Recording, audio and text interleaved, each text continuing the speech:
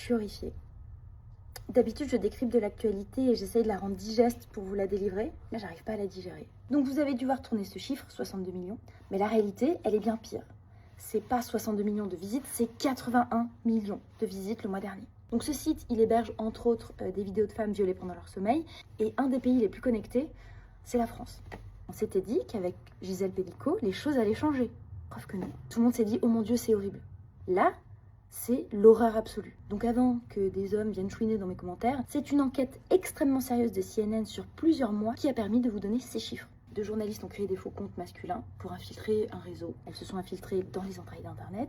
Et ce qu'elles trouvent, c'est ces 20 000 vidéos de femmes violées pendant leur sommeil, inconscientes. Et aussi, tenez-vous bien, l'apparition d'un hashtag qui s'appelle iCheck. C'est quand le mec soulève la paupière de sa partenaire pour vérifier qu'elle dort bien.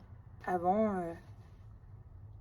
qu'ils commettent des horreurs. Et dites-vous que sur ces vidéos, il y en a qui cumulent plus de 50 000 vues. Elle trouve aussi un réseau hyper bien organisé sur Telegram, des milliers d'hommes qui s'échangent des astuces, des bons plans pour sédater leurs partenaires. Il y en a qui vendent des produits, qui vendent des formations, et d'autres qui font des lives payants de leur femme qui dort pour 20 $ en bitcoin. Alors tout ça a mené à une enquête, et il y a eu une seule arrestation d'un Polonais qui a complètement avoué. Donc le site, il s'appelle Motherless, et ce site, il est toujours en ligne.